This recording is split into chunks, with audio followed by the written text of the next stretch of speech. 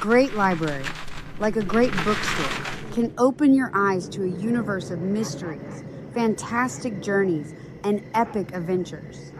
When you open that door, like life, it's impossible to know what awaits.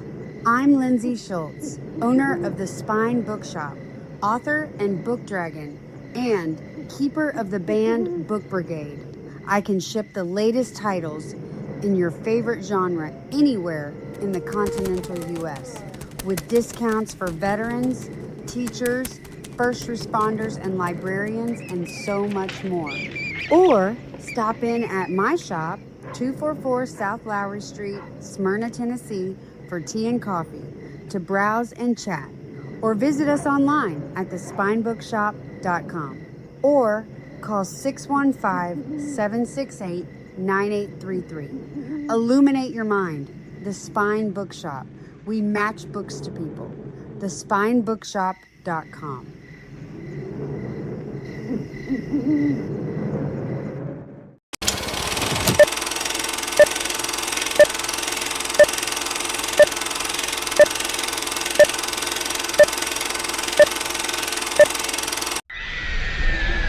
Oh, come on, man. Excuse me?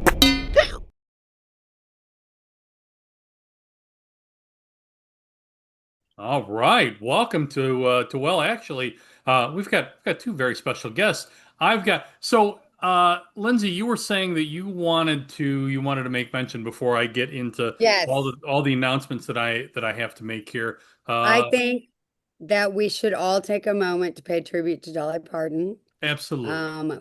Because, Mhm. as a bookstore owner, and at the time that she had, so she has the whole program of the giving kids from birth to 5 years, from birth to school, or I can't remember what the tagline is. But I mean, as a single mom, she's the reason my kid had books.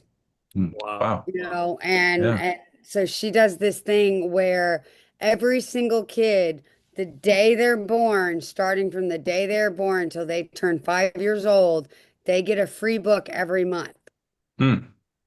Yeah. And it literally built Corinne's entire library. And That's she was such a beacon of joy and hope, and I'm going to miss her so much. yeah, Yeah. and you guys are all down there, kind of in her neighborhood.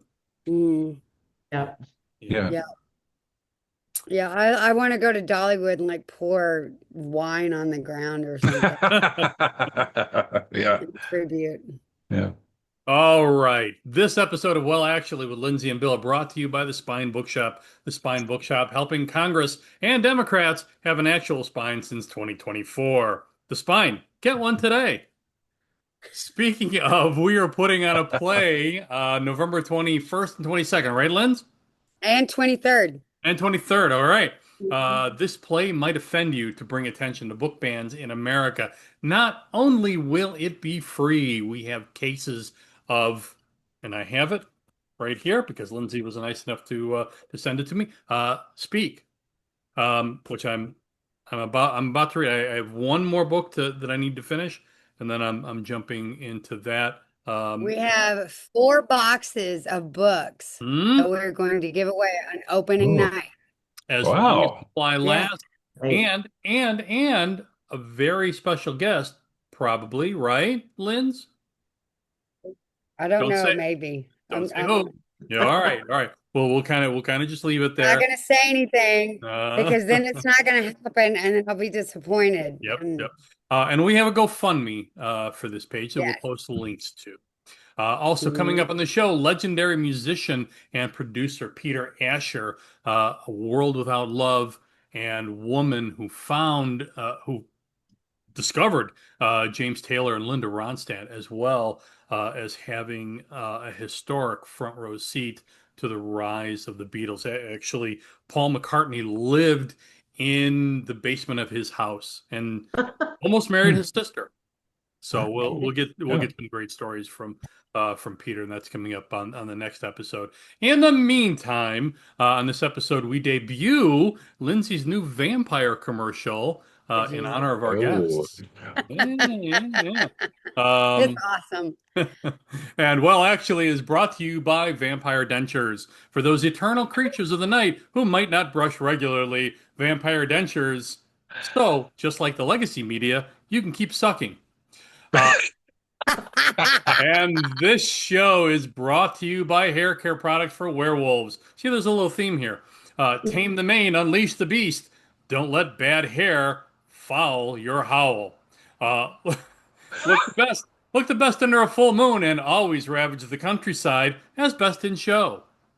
And Mike Lindell's cozy Kevlar coffin comforter for vampires. Sleep content and safe with the My Pillow steak-proof comforter for a full day's sleep. And we're going to ask you, do vampires have REM cycles? So we'll ask the expert here ooh. in just a moment. And shouldn't we be having this show, Lindsay, in October? I Um, know, well, right? we've But got another surprise in our commercial bag for the yes, spine coming up. We were yep, talking about it earlier today. yep. Uh, and my post on our rescue cat Lou just hit 5,700 likes on Facebook That's so with almost crazy. 600 comments. Um, Wow. what do these Wow. people think it's my birthday again? I Um, love that. People love animals, man. They Yeah, they and do. they want good news, a good story. Yeah. And um this was a true story. It was a real story about rescuing our cat Lou from an abusive neighbor Hmm. and taking her in, and she was aggressive. She was in heat until we got her fixed. But she was aggressive. She would snipe. She wouldn't come close to us. She would bite and hiss, and we never reacted. We only reacted with love and patience and Hmm. kindness. And she is now the sweetest cat. And I think that's Hmm. what people were responding to. I Um, love that. we also have this disclaimer before we get into our I introduction. love this For disclaimer our so guests, much. this program is very often a work born from frustration, parody, and opinion. Consult a doctor or mental health professional if you exhibit any of the following symptoms, taking any of this too seriously or personally, or if you ever had the urge to ban or argue with what is said on this program, or if you've ever said these words, honey, hold my beer while I vote at the drive-through. Or you can just try banging some sense into your skull with a skillet or frying pan. Failing that, just try getting a damn life. All right.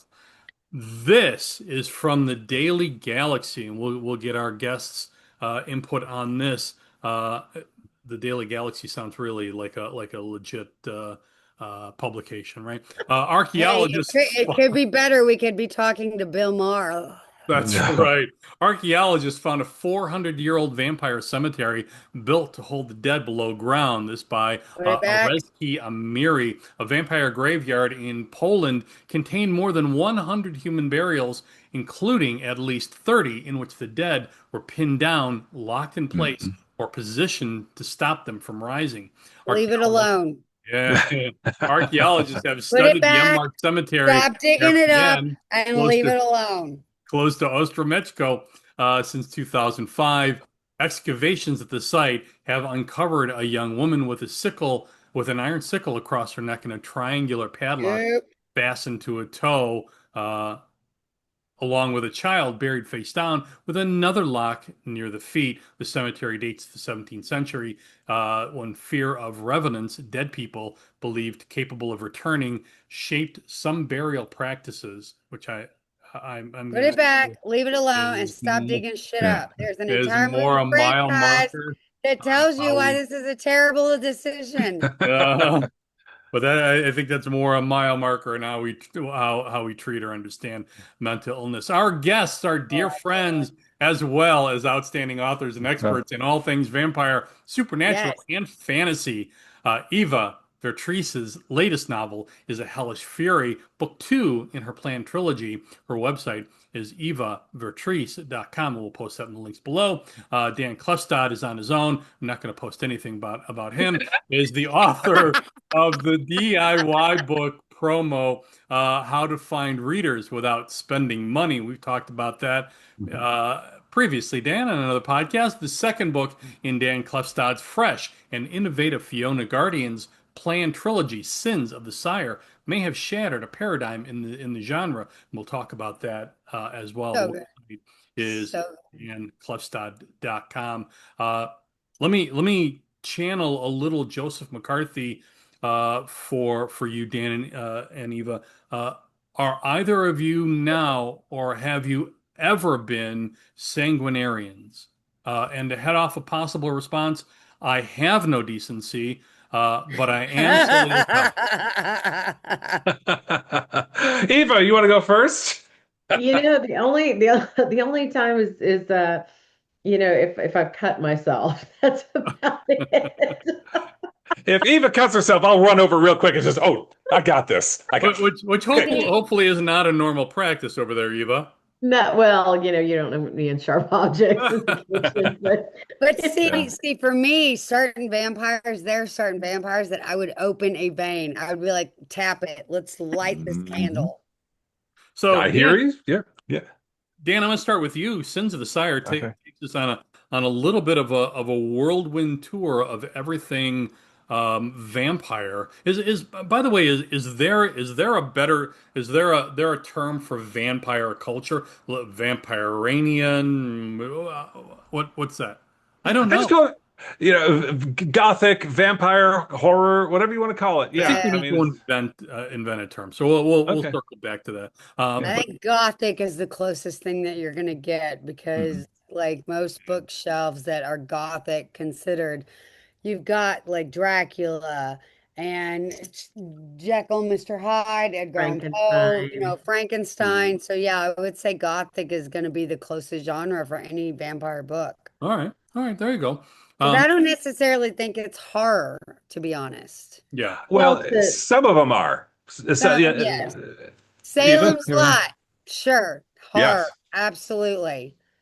So there are I'm gonna there throw are some everybody a parameters curve for here a little Gothic. bit because you bring this up in Sins of the Sire, Dan. What is a penanggalan? Okay. Yeah, Eva and I have been studying vampires from Southeast Asia Uh-huh. for several episodes of Vamp Chat, which we've Mhm. had recently. And the Penanggalan is kind of similar to the Manananggal of the Philippines. For the Philippines, These are right? the Penanggalan comes from Malaysian folklore, Right. and this is a creature that separates its head from its body at night. They move about in the day. They Mhm. look like ordinary, handsome people. Sure. The Penanggalan is always depicted as female, however, where the Manananggal could be male Wait, or female. I'm sorry. They Mhm. separate their head Yes. from their body at night. So, like, then in the morning, they just pop it back on. Yeah, they do. They do a couple They needed to things. grow So like there. that Let one. me start for saying, yeah, they separate their head from their body and they drag their entrails along with them, flying through the air in search of their victims, and then they obtain blood from their victim. In the case of the Penanggalan, this creature is always depicted as a woman, and she quite often rests her head during the daytime and her organs in vinegar. We've seen that. Several of the legends point that way. Otherwise, they just have her head and organs come back into her body. Mhm. So the legends vary. But it is a fascinating creature, and you want to know where I first encountered in fiction or I whatever? really am fascinated by this Yeah. concept of. Okay, it's the Monster Manual or the Fiend Folio from Dungeons and Dragons. I think Wow. Sorry, that is it, great. it's a 1981 edition, and I think it's on page 73 of the Fiend Folio. That's what it is. That is fantastic. Yeah, yeah, and it's that's where I first encountered the Penanggalan and thought, God. So I was very young reading about this creature, and so it's been in the back of my head for a very long time, Uh-huh. and I finally decided to use a Penanggalan, or a purported, I should say, a purported Penanggalan Mhm. in Okay. Sins of the Sire. Couple of them. Hmm. Hmm. Okay. What is the origin of the vampire? Because typically we think of vampires as European. I think you talk about Agrippina There are all these origin myths in fiction about the very first Anne Rice. Yeah, but in the granddaddy, like the Yeah, big dog of vampires, isn't that supposed to be Dracula? Like Dracul. Dracul? Yeah, Dracul, Yeah. the Romanian count Yeah. that faced off against the Turkish and And see, I think that goes back to yeah. into our story. It's not all vampire books are horror because I personally Mhm. think that Dracula is a love story. But so as far as the Penanggalan is concerned, how far back does that myth go? Because I've read Yeah. conflicting things about the vampire myth emanating from Serbian Proto-Serbian, Mhm. Proto-Slavic uh, uh, mythology in back to the second century. But I also know that there are similar vampire myths around the world, and Mhm. even in Mayan folklore mythology, Yes. which would predate any European contact. So talk about that a little bit. I'd love some history if you know. Yeah, and Eva, you're welcome to dive in here too and talk about this Please. because we both have studied this stuff and we've studied it on our own and we've interviewed other people, authors, folklorists, etc., who have Professor. studied these around the world. And And Yeah. please feel free to interrupt because I accidentally do it all the time and it makes me feel bad. But like if yeah. you do it on purpose, it's allowed. You're a guest. Okay, but these legends go back hundreds, if not thousands Thousands. of years. Yeah. And the ones from Europe, I guess the more the ones that we would most recognize, Mhm. they spring from the Vrikolakas in Greek legends. Yeah. Yeah. Then they move north to the Strigoi in Romania, the Balkans, throughout the Balkans, Mhm.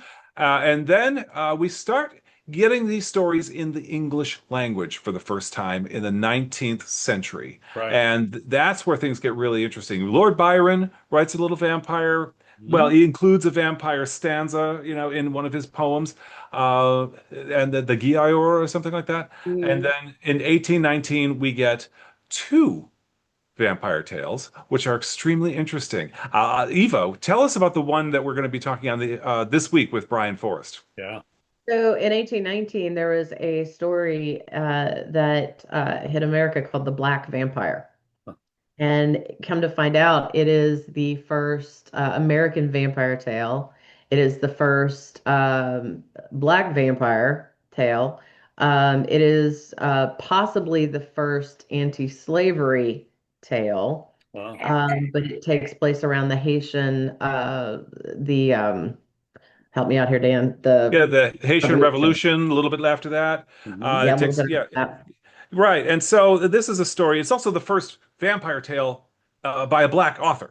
Yeah, by Black And Panther. Uriah Derek Darcy is his name. Mhm. And our friend Brian Forrest just edited a new edition of the story. So that's one of the things we're talking about. These stories are far more widespread and go far back in history, farther back in history than I think any of us could have imagined. And Yeah. One of, so the big yeah. one for us, the big surprise for us recently was the Black Vampire. The same year, 1819, just a few months before, John Polidori releases his short story or novella called The Vampire with a character named Lord Ruthven, who seems to be the spitting image of John Polidori's frenemy, Lord Byron. So that's another whole little thing in there. Well, Um, and back to your original question. So, when Dracula was written, one of the things that we did at the Imaginarium is we had Has Ireland Become the New Transylvania? We had Right. a Right. session on that, and so you have Bram Stoker who was Irish, Mhm. and what he did is Wait, Bram Stoker. Well, I did not know that he was Irish. he was Irish. mhm, So, he actually researched Romanian lore for Dracula, but in his native land, Hmm. there are several vampire legends that we not really sure he had to have drawn on them that's for a little bit, Mhm. but those went back way before Dracula. Yeah. Don't you think that it's really, really cool how you've got all these different cultures that all have this one like string line story myth of a blood-sucking creature? I love that about different cultures that they all have that. And I did not know that Hmm. Bram Stoker was Irish and that Mhm. there was a Greek vampire. See, I love that. I love See, that different for cultures have me, that. one of my guilty pleasures is Ancient Aliens. Mhm. Yeah. And so, but to me, if you've got this allure from all over the world, all different places, it's like they didn't have the internet back then. They didn't have the ability. Yeah. Right. So, lore starts with a little bit of some truth. And Mhm. so maybe, just maybe, kind of like the ancient alien theory, you've got all these things in these different areas. So maybe there is something to it that is more ancient than we even realize. You know, So What do you Vampire. I wanted to go back to Dan and the black vampire. That was the title of the book, Yeah, right? yeah. Um, It is. and so he was Haitian, and 1819 would put that somewhere around Haitian independence. Um, Hmm. Mhm. was that because I would find this very interesting if that character was sort of rendered as as a hero in Yeah, or an anti-hero. Regardless, it was meant to be a sympathetic character yeah, yeah, who is facing an enormous, enormous challenges. Slavery, there's racism, there's colonialism, capitalism, the resource yeah, extraction, and all that. And yeah, there are echoes, I guess you could say, even today. All these things are, racism still exists. More and more people are calling capitalism an exploitive system. With echoes of the Haitian Revolution, we do get a sense of an increasing likelihood of upheaval in this country. So the Black Vampire is a story that I think is extremely relevant even today. indeed, indeed. Wow, that's really interesting. Eva, you write on your website that authors write because they have a story to tell. mhm. Right. I think that all fiction is in no small degree autobiographical, right? Mm. Either as a parable to the author's psyche, emotional experience, or their actual life. We build characters that speak to some aspect of ourselves. In other words, literary masks. Um, I'd love both of you to weigh in on the more personal origins of why your characters in these genres resonate so powerfully with you. And Eva, why don't you start us off? Sure. So, in my book, I've got the two women, Rachel and Lilith. Lilith, one Mhm. of the things that I do is I pull from the biblical, historical, mythological, okay, and I weave that into my story. And so I loved the story of Lilith. I Yeah, love in the Quran, the not the Quran, good grief, the Torah. Tora. Oh my gosh, like, oh, I need help. But what she Uh, basically affects the first divorce. She's not going to be subservient to Adam, so she says, I'm out of here. And I love strong. I'm a strong independent woman. I love strong independent women. My character Rachel is very much me. I pour a lot into her, and Uh-huh. it's not necessarily that I'm looking to become a vampire, although I wouldn't say no. But right. it's the little things. Like one of the, she can't stand rudeness. I can't stand rudeness. I she's there's little idiosyncrasies to her. She tends to turn to humor in tough situations. I'm like Mary Tyler Moore laughing at the funeral, Yeah. of Charles the Clown. It's I think it's for me, it's more what I've poured into my characters. I've Okay. given a little bit of me and them. Now, Um, I'm sorry to interrupt, but just for uh-huh. context, your stories, at least of Fury and that trilogy, takes place in heaven, right?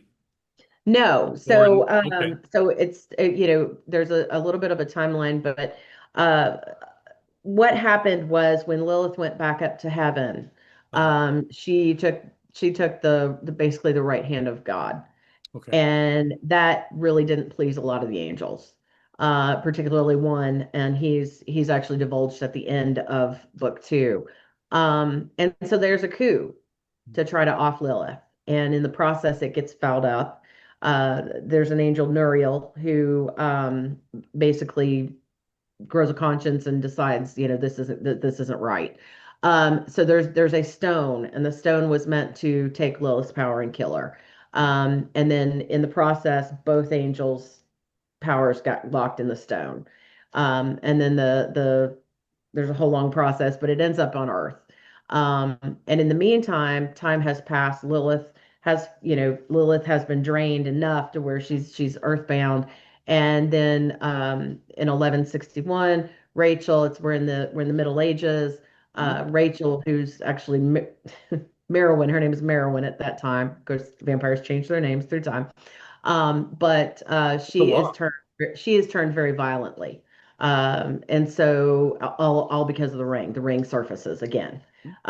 She's turned, the ring is lost again. She ends up with Lilith.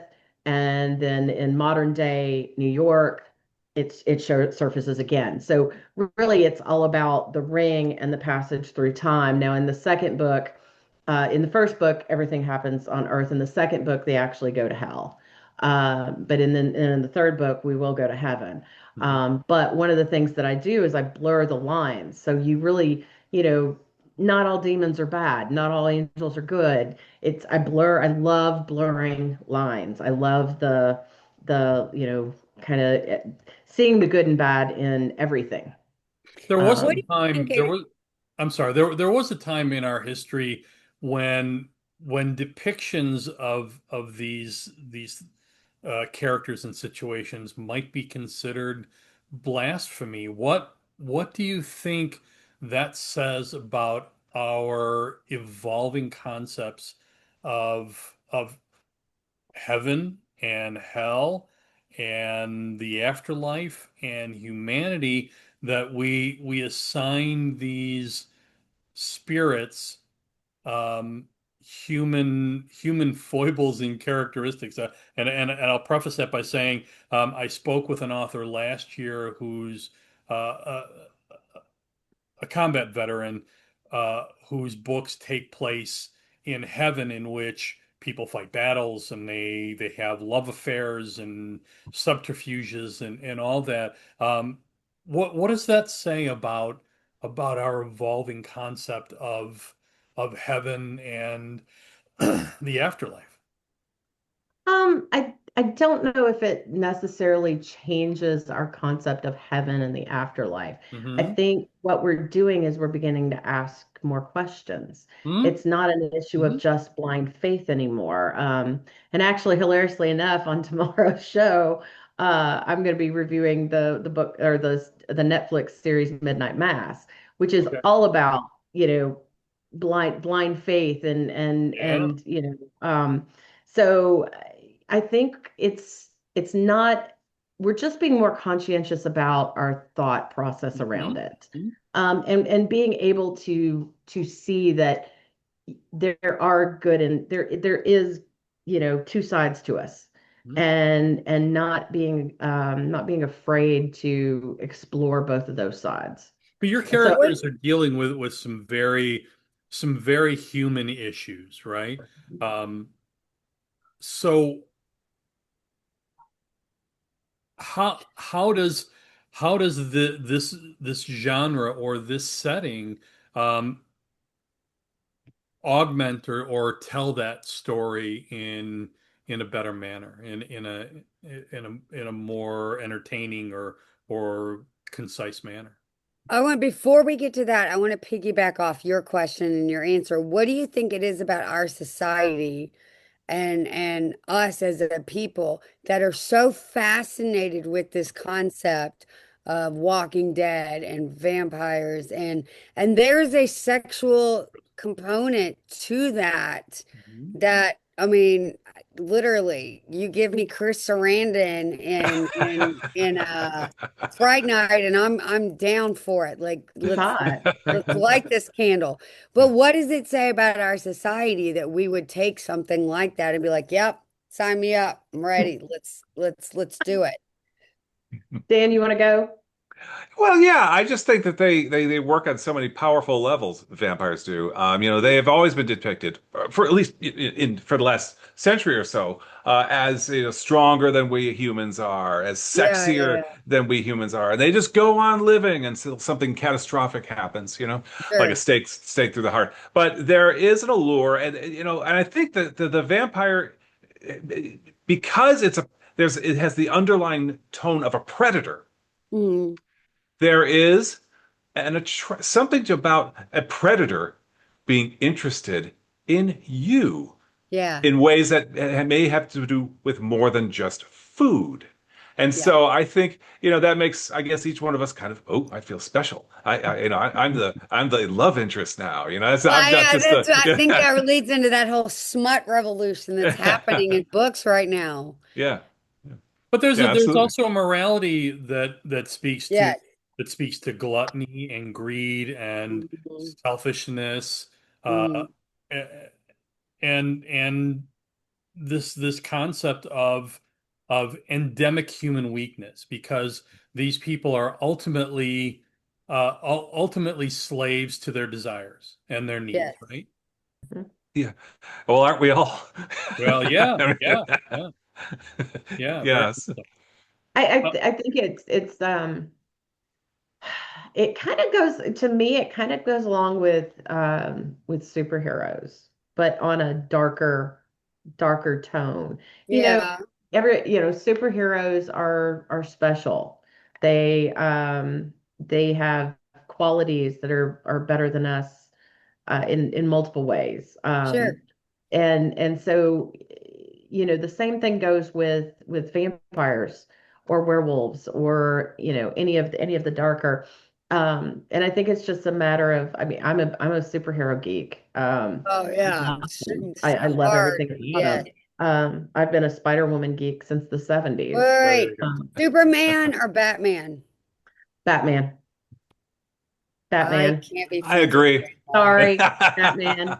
I love Batman. It's like I can't. He's There's not a something about superhero. He's a rich dude with money with but certain skills.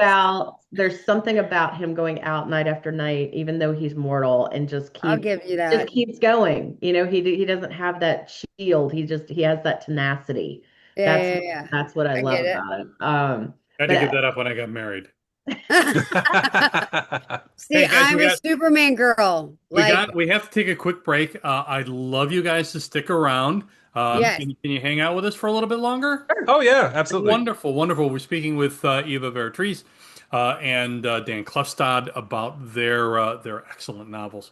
And we're going to get back. We're going to talk to Dan about upsetting the vampire paradigm, which Yes. he's he's teasing us with in this book.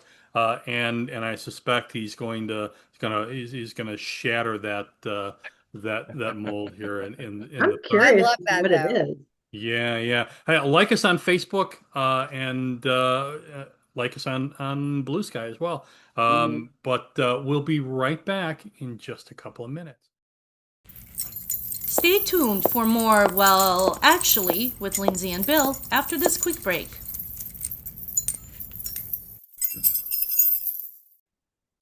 Hey, folks. Before we go, Lindsay and I are asking for a little bit of help. We both care deeply about books. Lindsay and I became friends over her work fighting against book bans in her home state of Tennessee. We've written a play about book bans titled This Play Might Offend You, and we want to bring it to the stage. This play will get national attention. We also want this play to be free. We want to make a difference in this space. Lindsay and I also understand that everyone is coming up a little bit short these days. If that's you, no worries. And we hope things turn around for everyone soon. That's a big reason why we began, well, actually, in the first place.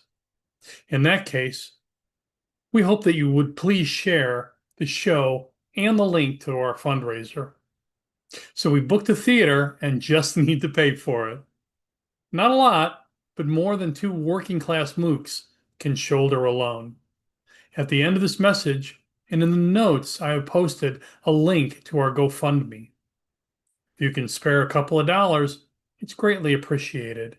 If you can't, again, please share the link. Thank you. From Lindsay and me.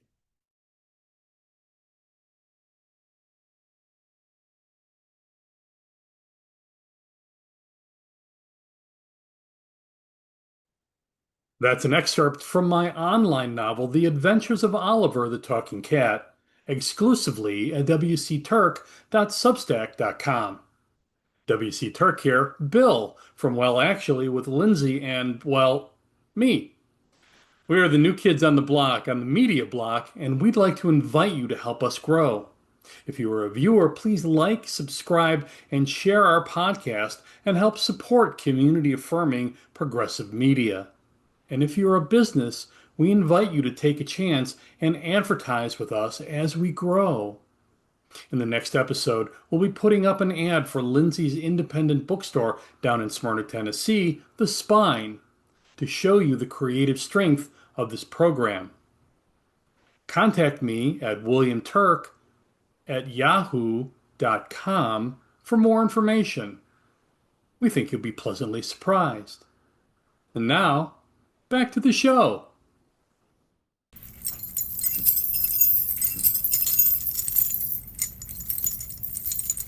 And now, back to the show. All right, welcome back, guys. We're speaking with, and let me just go to my quick intro here. If I can find it. There we go. Eva Veritrice's latest novel is A Hellish Fury. Her website is evaveritrice.com. Dan Klefstad's new novel is Sins of the Sire. The website is danklefstad.com. We'll post both those links in the notes below. Check out their books on Amazon and everywhere bookstores can be found, like The Spine. Yay for the Spine, the best Yay. bookstore in the world. I think so. I think so. Before I we might were be so biased, rudely but interrupted by Zoom, first of all, I was asking, asking Dan how the book was doing. Eva, how's the new book doing? It's doing well. It's Yeah, doing well. great. I wanted to go back to a question that I left off with Dan, and that's a paradigm shattering event that takes place in the book. I don't know if it's necessarily a spoiler. I'll leave it to you whether or not you want to talk about that, or you could just more generally talk about the importance of evolving as an author and as a genre. Um, Can you what that means. can you give me specifically what drew your attention? Vampires sleep during the day. Hmm. There's a medical Okay. facility in the book, Mhm. and that Right. maybe Okay. upsets that apple cart a little bit. No, it's fine. All right, all So the vampire Fiona discovers that at the age of 250, right. she's all this time she's thought she was a It's oneling, about and time. and then she discovers she has a sibling, an Uh, older vampire sister, if you will. They share a bloodline. And this older sister, for reasons that we can get into later if you want, is out to destroy Fiona. right, And so Fiona knows that she's going to lose this battle if it's one-on-one. So right. she starts looking for allies, Mhm. including her guardian Daniel, has upset her greatly. Yes. But she also discovers that there is research going on Mhm. in central Mexico, in Mexico City, where people are trying to use modern technology. Human scientists are using modern technology to protect vampires from solar radiation, Yeah. from blowing up, burning to death. So And she can so go out in the sunlight, basically. well, she decides that this is something she would like to pursue, perhaps, she's not sure because there are risks involved in any experiment, right? Right, She could right, die in the lab. right, right. And so she, for various reasons, she's not sure, and then she's like getting closer and closer and closer and closer to the idea of maybe doing this. And at some point, she does decide to participate in this risky Mhm. experiment that could give her an advantage over her older, meaner sister. And so Right. she decides, and at the end of the book, we learn that the research will continue, and we'll find out what happens in book 3, which will be out hopefully in another 10 years. But So, but that's a within a foundational few years. change. We're That's a gonna have to have a foundational release change. party for you. Yeah, yeah. That's a foundational change in a genre in which typically, at least through history, that's really been one of those unassailable paradigms, right?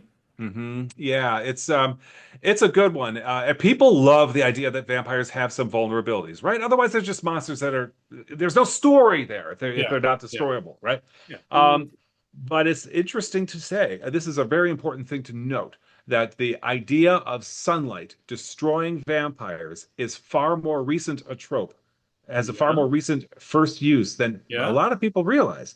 Yes. And When did that first come into play? Eva, take it away. Hmm. It actually came into play. Was it Blackula? No, no. Okay. No, The Hammer. nope, sorry. No. Eva, take it back. The God. 1922 F.W. Murnau silent film Yes. Nosferatu Nosferatu. Nosferatu. is the Nosferatu. I Wow. knew it. first first instance in film or literature of a vampire burning when it's exposed to the sun and being Yeah. destroyed. Wow. You'll remember in the book But Dracula. that wasn't always part of the lexicon or part of No, in Dracula, he it actually weakens him, but he can go out in the daylight. Right. If wow. you Interesting. remember in the 1993, is it 3, 2? See, he's the numbers guy. I'm not. But That is my in the favorite Gary Oldman, vampire Francis Ford Coppola film, he even mentions where, he's standing there across the street and he's like, see me now. He mentions that vampires Oh, can't go out in the daytime, although their powers are greatly diminished. Wow. So it's that burning up in movie the is sun. why I say the Dracula story is a love story, not a horror story. But it Actually, wasn't. Go ahead. it's not. Sorry, I'm sorry, Dan. No, no, go for Actually, it. Yeah. in the book, it's not a love story. Right. There is no love of Mina. Yeah. There's no doppelganger There's no lover, No, I doppelganger love know. which story. which is another trope that begins far more recently than anybody Yeah. ever As suspected. much as I love Dracula, I want so badly for there to be a Mina, you know. Right. Yeah. Now, So Eva, Dan, when remind was us. the first doppelganger? All right. Or the doppelganger romance. A lot Yes. of people will say, "Oh, that begins with Dark Shadows."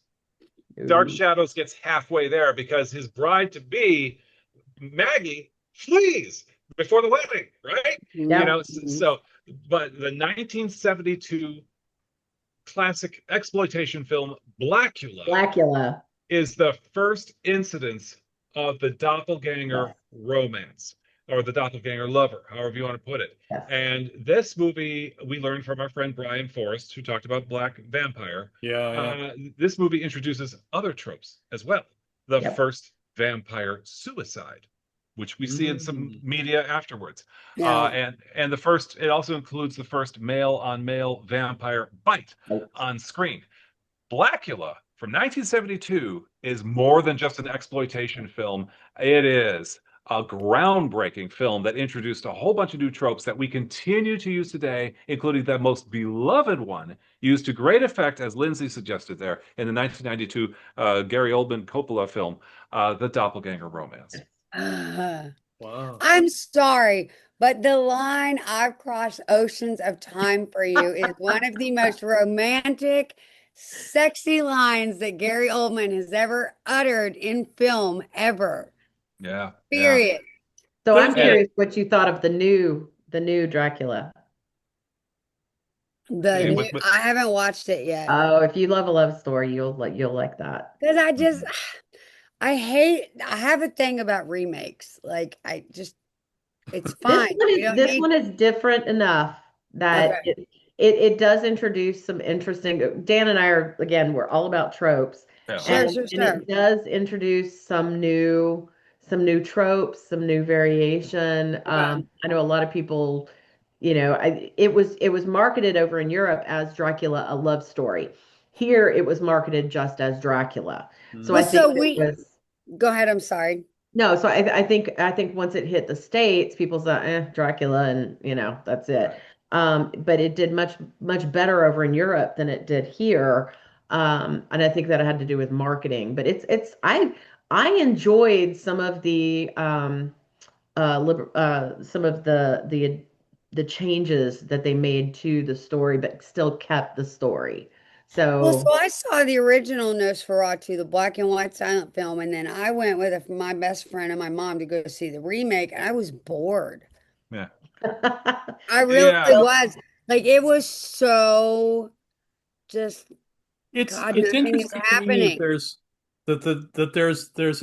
there's a humanizing, there's an expanding humanization of the vampire character from this Mm, one-dimensional or maybe two-dimensional evil character who's fixated on one thing, um, into someone who ponders eternity and love mhm, and mhm, loss and the mhm. philosophy of that, Yeah.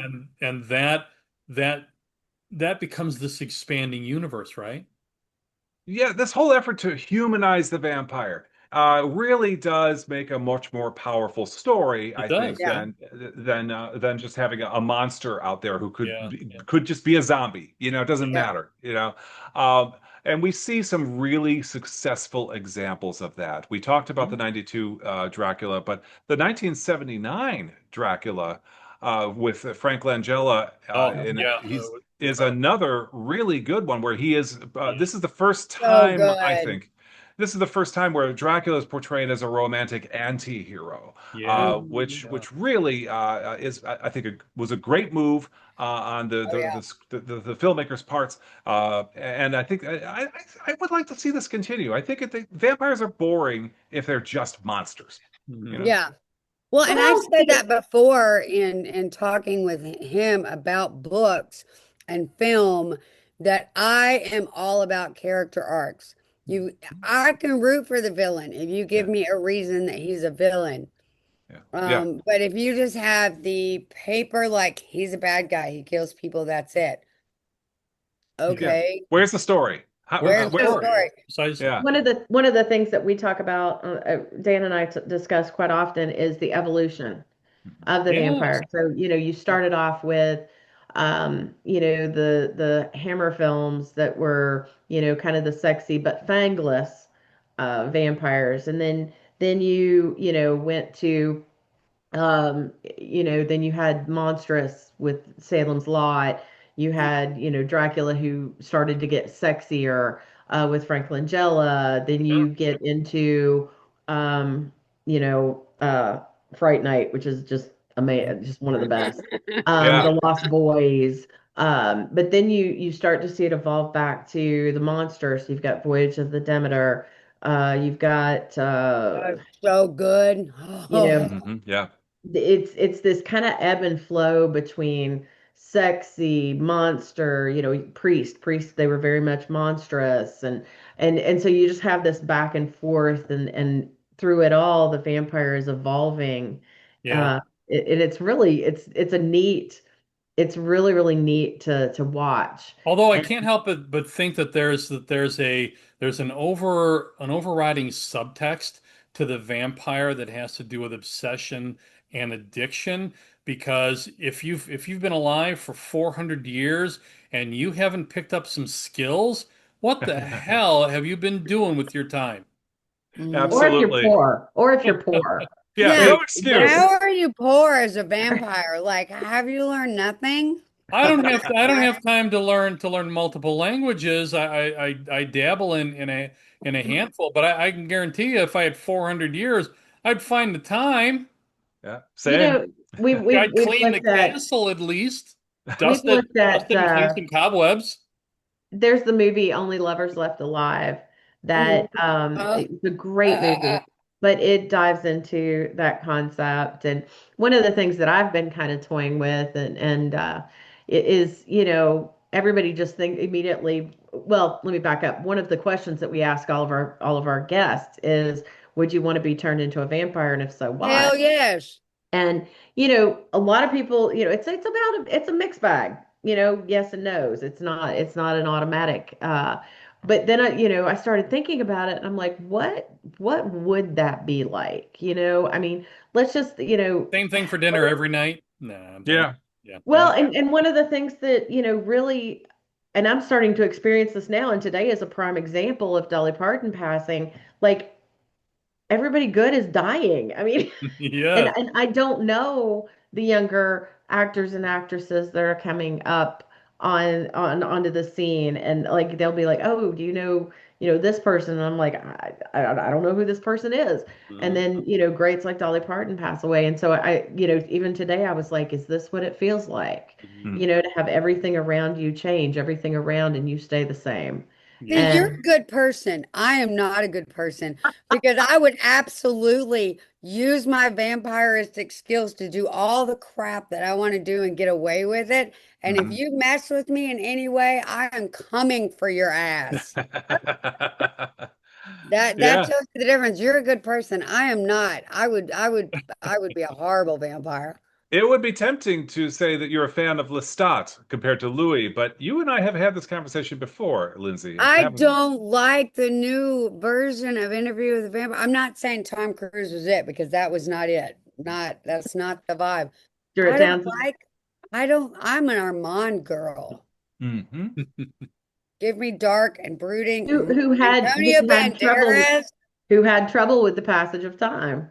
So Hmm. Yes. man. we've seen this. Antonio Banderas is a vampire. Oh, oh, oh. We've seen this evolution of the vampire through history and through literature, um, Mhm. and we're coming to um, a more humanistic view of Twilight. more nuanced, a more a better rounded version of the vampire.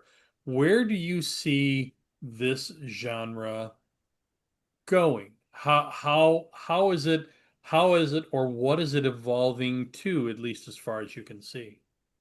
I want to go first on this Yep, one. please, please. So I personally would like to see it go back to a little more horror. Okay. Really? I think we've done sexy, we've done, Yeah. the doppelganger, we've The we've guilt done all that. ridden and yeah. Yeah. And so one of the things that I really, really loved about the new movie Sinners Mhm. is that you Oh, can have a very complex character like Remick, Mhm. but still have it be monstrous. And I love, love, love that combination. Yeah. mhm. Yeah. So it's Yeah. kind of the perfect. And Sinners was Chef's So kiss. maybe a yeah. little bit, of the new with that older version mixed in. Yeah. Yeah. It's kind of like Yeah. a Hollywood producer saying, give me the same, only Yeah. different. Yeah. Well, because when Yeah. you think about it, I mean, in the end, you know, you you're trying to tame a wild animal. Yeah. Yeah. And it Yeah. is still a wild animal, and you have to respect that wild animal. And I like seeing, That's a great description of the I think vampire. so. Yeah, yeah, yeah. I like seeing Yeah. that ultimately it's a wild animal. It is a predator. Yeah. You are food. Like, as much as they would like to, fight that nature, And once it you've taken an audience to that more nuanced character, you can't just revert back to the flip coin, heads or tails kind of characterization, right? I think that you can. I think you can. I think it Yeah. depends on the story. Okay. That's one of the things that we talk about is vampires are so malleable. I Yeah. mean, Yeah. there's a thousand, well, probably not that, maybe a thousand. I don't know. We're going to discover them tropes, and you can just pick and choose what tropes you want. What everybody's like, well, but vampires can't walk in the daylight. Yeah. Well, that's in your universe, but in this universe, they can. Vampires can't eat food. My universe, they can. Does I'm from each Kentucky. I drink bourbon. My vampire's drinking bourbon. Like that's it. And does so each you can trope have its own niche audience? Oh, some are more niche than others. yeah, Okay. Okay. There's one that works especially, a favorite of ours that works especially well in comedies. Maybe not so much in a drama, is the picking up the pieces and counting them trope, Ugh. which is such for a drama or a horror story. I don't think it works very well, but in a comedy, like there's a favorite that we have of an Austrian film from 2014 called Therapy for a Vampire. It's Mhm. brilliantly used in this as a plot device as well, not just for humor. And so I highly recommend that one for the picking up and counting the pieces trope. But of course, yeah, that trope lives on in the modern children's character from Sesame Street, Count count. Von Count. So it goes back and quite a bit, and it lives on today. Okay, I love speaking of the children thing, what do you think about the movie Let the Right One In, who made it about the vampire being a child and her getting another child Mhm. to be her what do you Yes, call it? familiar.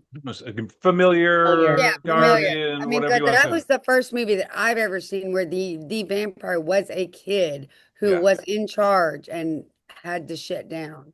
right. And Yeah, do children also come to the concept of a vampire differently, through more innocent eyes, Mm. less of a monster character, and maybe more um of a bad parent, or an so unsettled guardian. I think when you're small, you're a child, you're inexperienced in the world, and you're not strong enough to defend yourself in many cases.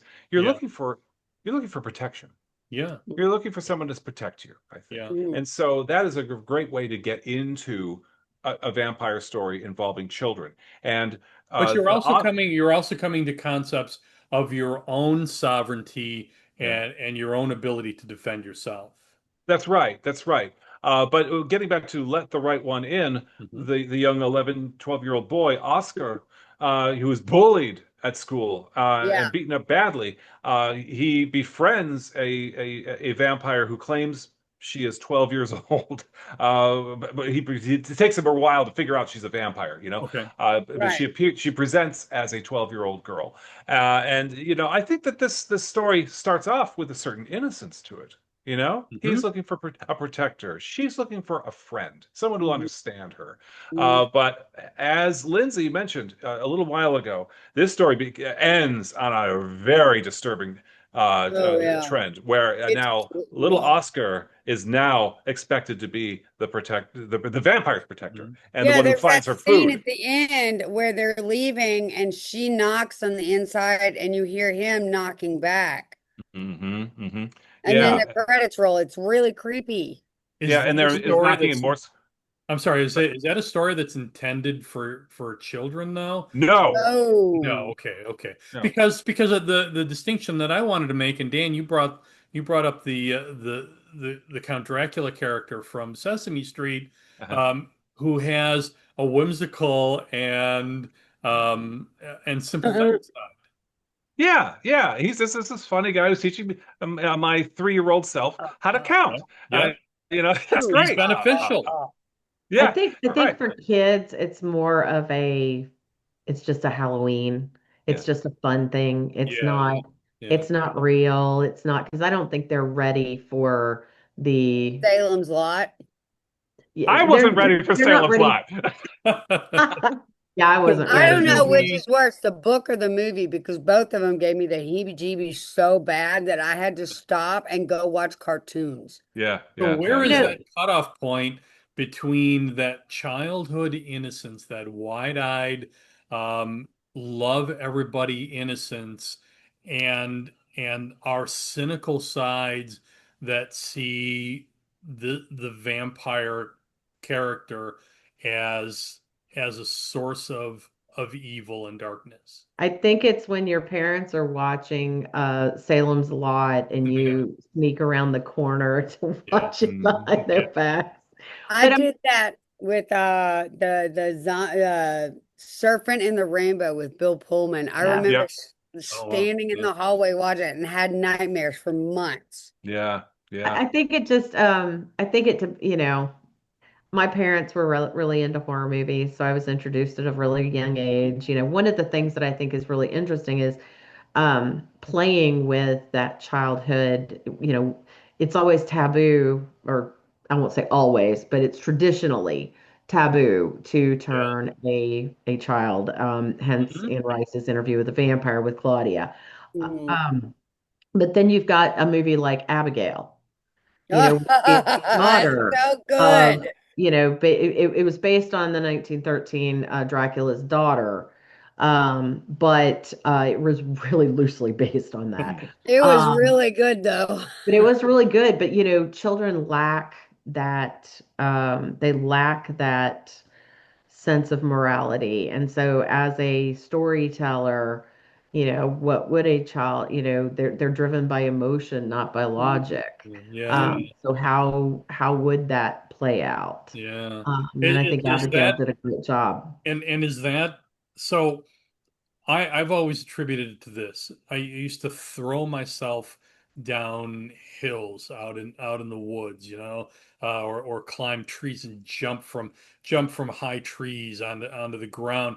I wouldn't think of doing that now. I'd be afraid if I threw myself in down the hill in a field that there'd be ticks. There might be glass or a rock, or I could cut myself or give myself a concussion or break a bone. um, but we don't Kids think have like that no when we're fear. children. We have no fear. That's a pure innocence. Hmm.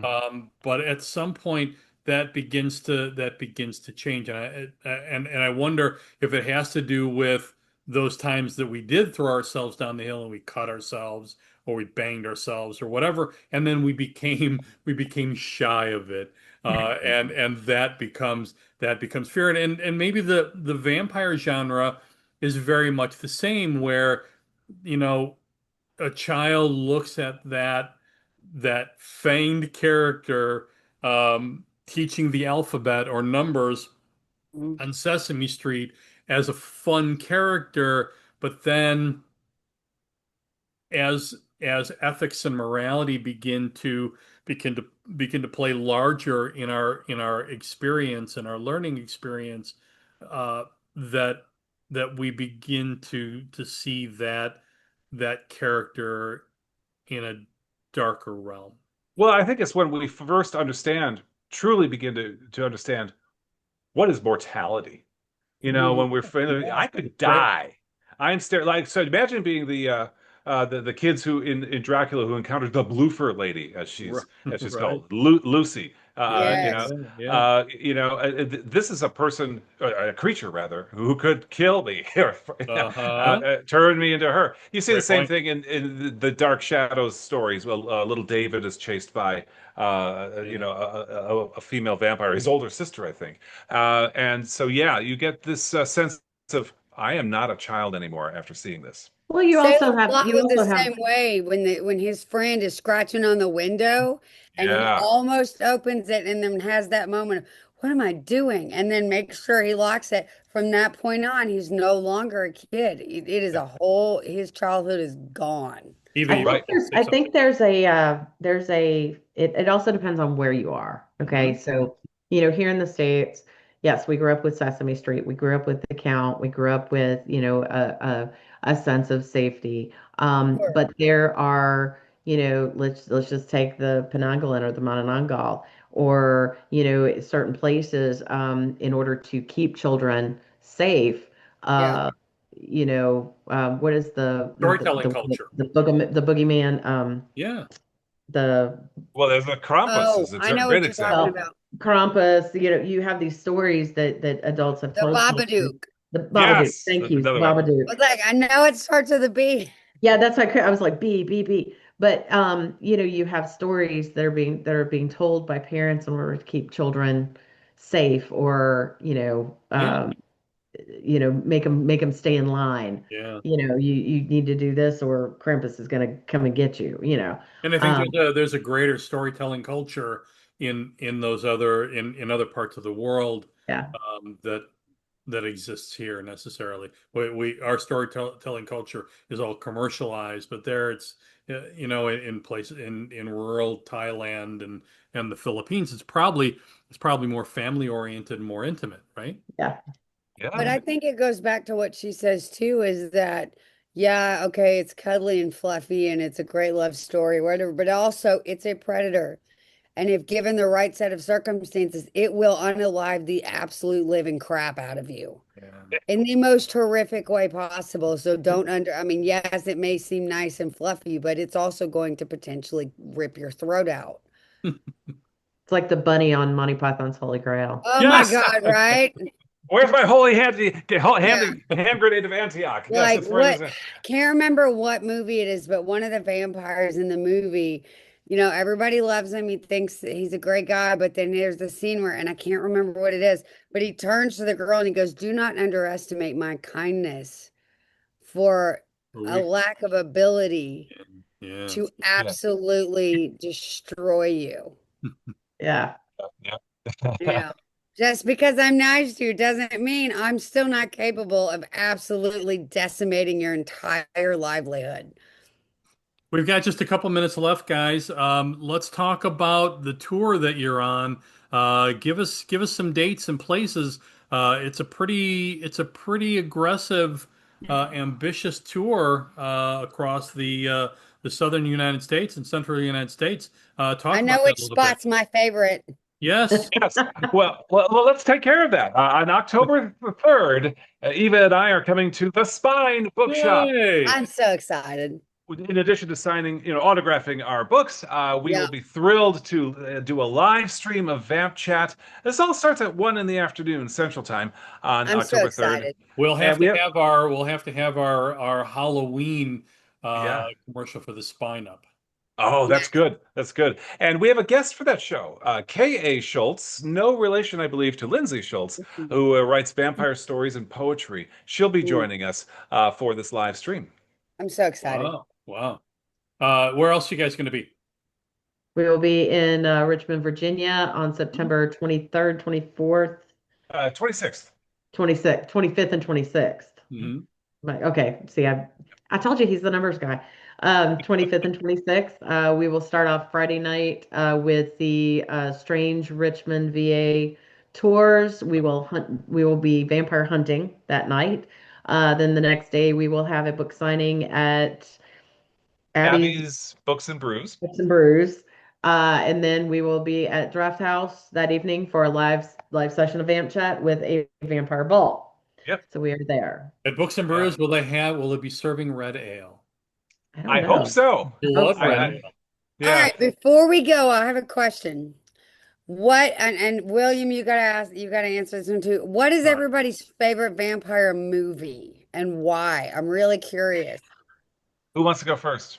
I'm gonna go first, and we'll have to keep it brief here. But the Frank Langella version just just sh freaked the hell out of me when I was young. I thought he was brilliant and nuanced, and his characterization really brought a dark humanity to the vampire character. May I go All right. next? Yeah, no, Yeah. your turn next. The 2000 film Shadow of the Vampire, starring John Malkovich as famed German director F.W. Yes. Murnau. On Wow. the set, he's trying to make Oh, his good. 1922 masterpiece Nosferatu, and he hires an actor named Max Schreck. Nobody knows who this actor is, who's to play the Count Orlok, and this character, played by Willem Dafoe, is actually a vampire. So All good. right, I Eva.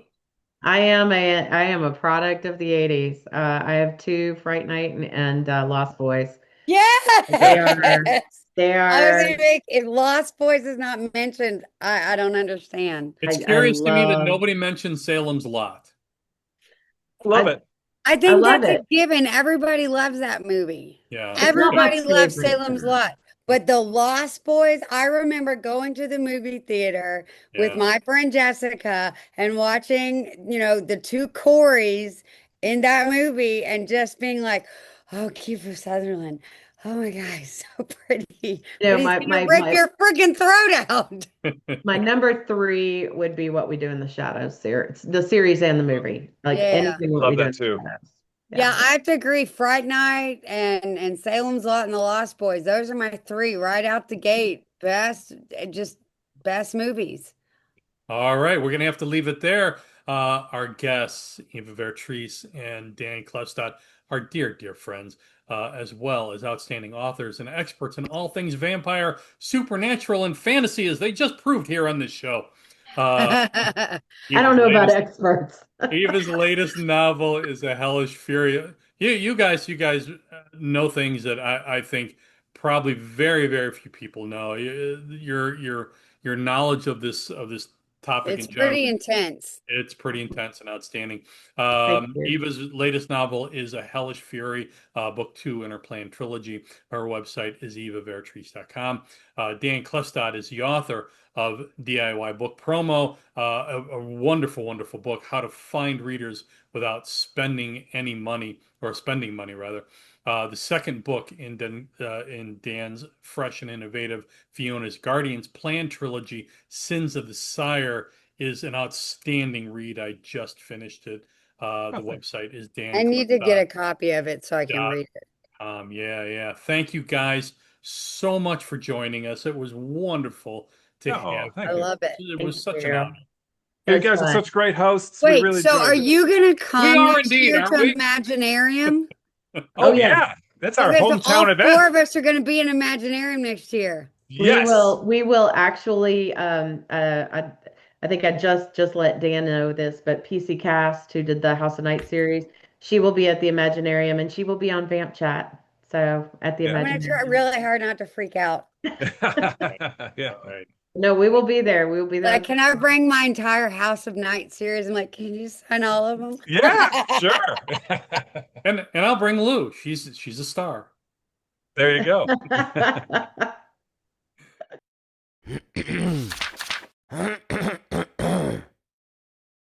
A great library, like a great bookstore, can open your eyes to a universe of mysteries, fantastic journeys, and epic adventures. When you open that door, like life, it's impossible to know what awaits. I'm Lindsay Schultz, owner of the Spine Bookshop, author and book dragon, and keeper of the band Book Brigade. I can ship the latest titles in your favorite genre anywhere in the continental U.S., with discounts for veterans, teachers, first responders, and librarians, and so much more.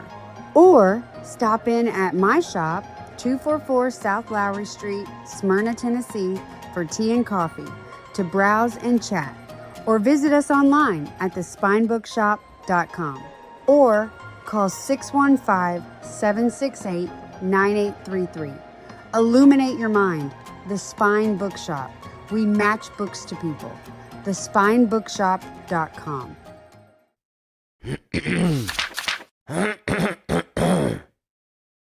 Stupid, stupid.